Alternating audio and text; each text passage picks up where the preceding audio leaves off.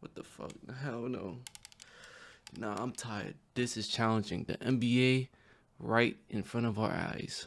If you're new to the channel, make sure you hit that sub button, you know what I'm saying? In 1996, the NBA introduced a new metric for data tracking that would revolutionize the league, shooting location data. This new information provided far more than the basic data that we had shooting location data. You know what I'm saying? For decades. Shot location data tracked specific instances on the court, like exactly where a shot was taken, if a shot came from an assist, or if a shot attempted at the rim was a layup or a dunk. Wait, so does it have about like feet? Like field goal by distance.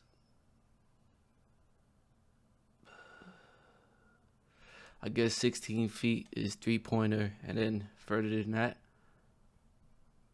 I guess. At the time, this data was groundbreaking and spawned a new wave of analytics in the NBA. For the first time, we could actually use numbers and data to take a deeper look into what was happening throughout NBA games. Fortunately, this game-changing data was implemented just in time to track Michael Jordan's last 2 seasons with the Bulls. And this new data revealed what NBA fans had already known for over a decade. Michael Jordan was a mid-range god. According to shot location data, MJ shot 47.1% from mid-range. That's why he was a demon in the playoffs, man. The mid-range is everything in the playoffs. Mid-range is definitely everything in the playoffs. From 10 to 23 feet from the basket in his last 2 seasons with the Bulls. Now this number may not sound all that impressive, but among the 80 players who attempted at least 3 mid-range shots per game throughout those 2 seasons, Michael Jordan was the best and most efficient. Damn. If all the other statistics the NBA has to offer weren't sufficient enough, shot location data proved once again that Michael Jordan was in a league of his own. Yep. This is the gold standard. Barely in a league of his own, but whatever. At least it used to be. Barely in a league of its own, but whatever. Because we still use shot location in today's NBA. And this season, among all players who have attempted at least 3 mid-range shots per game, there are 22 players league-wide who... But he's in a league of his own, right? New NBA, new difficulty. But people don't want to say LeBron is the greatest. Look at the people that Michael Jordan had to face. Look at all the people now. And these people not guaranteed not winning the playoffs, except Curry. And Curry's injured. He's not even playing right now, and he's right there. Who have a mid-range field goal percentage. Look at this shit. Higher than Michael Jordan's was. Look at that shit. Today's NBA players are really good at shooting the ball. Look at that shit. In fact, they're so good, it's changing the game in ways we could have never imagined. Look at that shit. Look at that shit, man. Come on. Today's video is sponsored by multiple bet just DraftKings Sports. For watching this video, I'm sure you have. Before we had players like Steph, Dame, and Clay, we had Kobe, Ray, and Peja. And before them, we had guys like Larry Bird, Derek Harper, and Dale Ellis. Shooters who you can bet are gonna shoot their shot. The shooter is one of the most game-altering roles in basketball. The shooter can turn a double-digit lead into a tie game in absolutely no time at all. The shooter has the ultimate green light. But what happens when everyone in the league is the shooter? In past eras of the NBA, the shooter was a very specific, very defined role that was given to only the most elite shot makers in the game. But what happens when everyone is an elite shot maker? What if I told you that about 80% of the greatest shooters in NBA history are all in the NBA right now? It sounds like a stretch, I know, but it's true. And as the NBA continues to evolve, the ability to be a great shooter... Yeah, everybody was dropping 40 like last week. Will be less of an exception and more of a requirement. As we all know, the league has been going through a three-point revolution over the last 8 seasons or so. Teams and players realized the massive advantage that three-pointers provide, and very quickly the desire to be proficient at the long ball became priority number 1. Players practiced the shot more, teams built entire offenses around the shot, and the efficiency of the shot skyrocketed around the league. Since the three-point shot was added to the NBA, the benchmark for what we consider to be a good three-point shooter has been about 40%. And this benchmark has virtually remained the standard ever since. But dating back to 1990, the number of players around the league who have shot at least 40% from 3 has fluctuated drastically, from as low as 7 players in 1991 to as high as 28 players in 1996. But the three-point line was 2 feet shorter that season, so those numbers are skewed. As we make our way through recent NBA history... I didn't even know that. I didn't even know the three-point line was shorter. Now it's bigger. The number of players capable of shooting 40% or more from 3 rises all the way up to 38 players in 2009, but then plummets back down to 17 the very next season. That total of 38 players would remain the league record for over a decade. That is until a record-shattering 50 players averaged at least 40% from 3 in 2021, and then again this season, where 45 players are currently exceeding what was once the benchmark number of 40%. The number of pure shooters in the NBA right now is absolutely absurd. But what if we remove the players that achieve their efficiency with minimal attempts? If we bump the minimum to at least 4 3-point attempts per game, well then our chart looks like this. And the overwhelming number of great shooters that are currently in the NBA right now becomes even more glaring. Unfortunately, for a lot of players in the past, shooting volume 3-pointers just wasn't an option. It was far from normal to take 5, 6, 7 threes a game 35 years ago. But that's just it. The revolution of 3-pointers in recent NBA history has allowed more players to become the shooter, but it's also allowed the shooter to have a much, much larger role from game to game. Before Steph Curry came along and blew the gates open on what kind of shooting we even thought was possible, Ray Allen was widely regarded as the greatest 3-point shooter of all time. And throughout Ray Allen's peak 5-year stretch from 2003 to 2007, he averaged 38% from 3 on 7.5 3-point attempts per game. Just like Michael Jordan with his mid-range, Ray Allen and his exceptional efficiency on volume shooting was the gold standard for all shooters to aim for. This, however, is no longer the case, because currently there are 11 players around the league who are all averaging a higher 3-point percentage on more 3-point attempts per game over the last 5 It has been like that. It has been like that. seasons than Ray Allen did during his run as the best shooter on the planet. Shot location data has revealed that the NBA is not a big man's league like it once was. It isn't a league that prides itself on defense or even versatility or teamwork for that matter. The NBA is a shooter's league, and this trend can even be seen in the efficiency of free throws. The simplest shot in all of basketball, a shot that literally has the word free in its name, has been optimized far more now than it ever has been. This season, there are 16 players I'm not gonna lie, there's a lot of games that relied on free throws in the end this season. Y'all peep?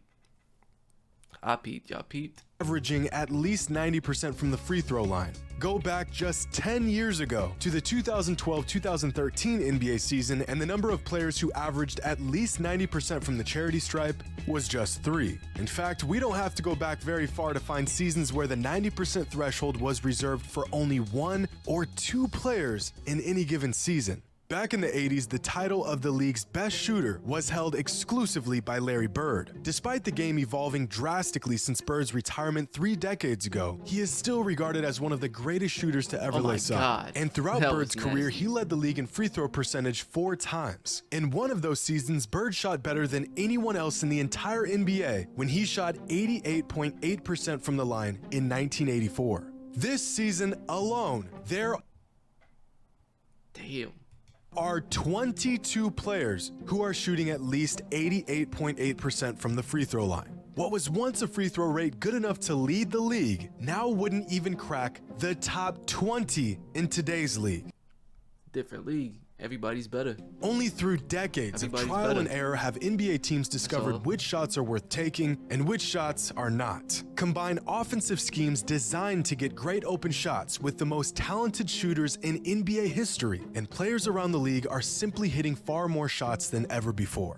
Now, one of the more popular advanced stats is offensive rating. This stat simply measures how many points a team scores per 100 possessions. It's an efficiency stat. When a team brings the ball down the court, how often are they scoring? In the 1999-2000 season, the most efficient offense in the entire NBA was held by the Indiana Pacers, who had an offensive rating of 108.5.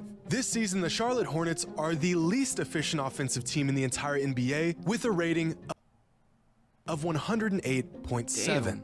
The worst offensive team in the NBA today is more efficient than the best offensive team in the NBA just 2 decades ago. In today's NBA, we are constantly seeing point totals well over 120, even 130 at times. After watching the dead ball era for over a decade where a team could win a game after scoring just 80 points, seeing 250 points scored in a single NBA game on a regular basis can be a bit... No cap.